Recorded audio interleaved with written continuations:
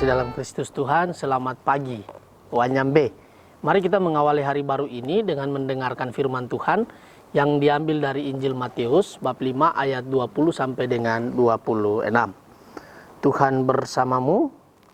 Inilah Injil suci menurut Santo Matius.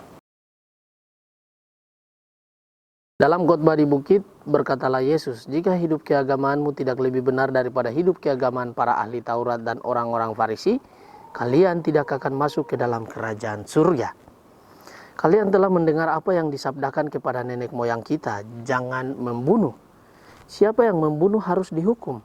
Tetapi aku berkata kepadamu, setiap orang yang marah terhadap saudaranya harus dihukum. Barang siapa berkata kepada saudaranya kafir, harus dihadapkan ke mahkamah agama, dan siapa yang berkata jahil harus diserahkan ke dalam neraka yang menyala-nyala.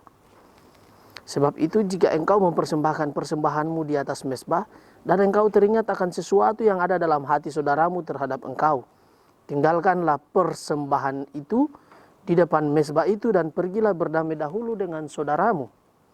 Lalu kembali untuk mempersembahkan persembahanmu itu.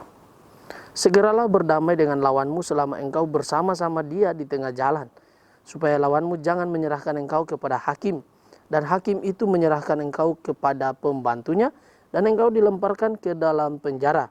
Aku berkata kepadamu, sesungguhnya engkau tidak akan keluar dari sana sebelum engkau membayar utangmu sampai lunas." Demikianlah sabda Tuhan.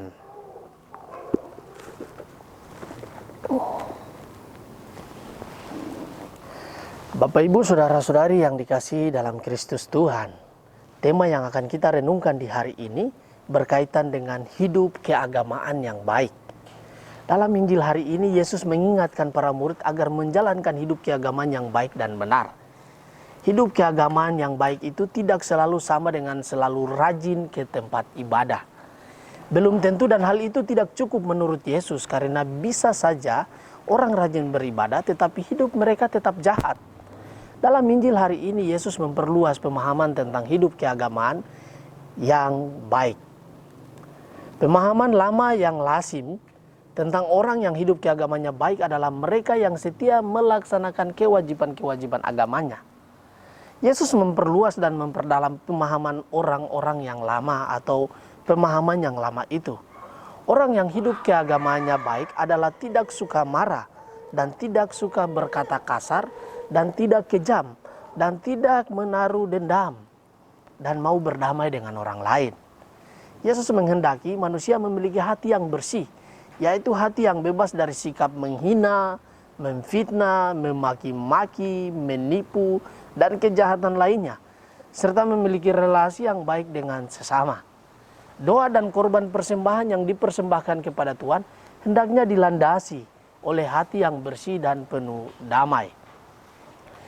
Perselisihan dan konflik seringkali tak terelakkan terjadi dengan orang-orang yang kita kenal, entah itu dengan umat yang ada di gereja, dengan rekan kerja, sahabat, teman, atau bahkan dengan anggota keluarga kita sendiri. Kita menjadi marah dan dendam pada orang tersebut. Kita cenderung menghindari untuk tidak menyapanya. Setiap kali berjumpa dengan orang tersebut, kita tersenyum dengan tawar. Kalau menyapa kita hanya berbicara sekadarnya. Kita menutup pintu hati kita untuk memaafkan orang tersebut dan menutup pintu relasi dengannya. Bapak, Ibu, saudara-saudari yang terkasih, ibadah, persembahan, dan tindakan kasih menjadi tidak bercela jika setiap orang mampu mengendalikan diri dan menjadi rendah hati.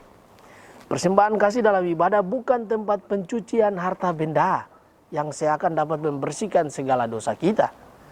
Persembahan kita sangat berarti untuk memuliakan Allah bila diawali dengan mengampuni dan tidak melakukan yang jahat sejak dalam hati dan pikiran.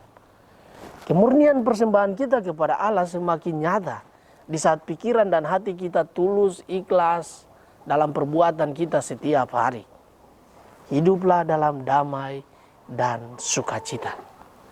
Semoga demikian. Amin. Marilah berdoa. Tuhan, pagi ini kembali kami naikkan syukur dan permohonan. Terima kasih sudah menjaga kami saat tidur maupun bangun. Terima kasih untuk udara sejuk dan segar di pagi hari ini. Bukalah mata hati kami di awal hari ini, dan mampukanlah kami memandang kemurahan serta karya-Mu, dan memuji, memuliakan-Mu melalui pekerjaan dan pelayanan kami di hari ini. Bimbinglah kami selalu untuk menyadari kesalahan kami dan bertobat, sehingga kami sungguh rendah hati, mau membuka hati dan siap menerima rahmat-Mu yang akan tinggal di dalam hati kami. Kristus terang dunia, berkatilah keluarga-keluarga kami. Jadikanlah kami alat kasih-Mu dan pantaskanlah kami menjadi hamba-Mu yang setia. Amin. Tuhan bersamamu.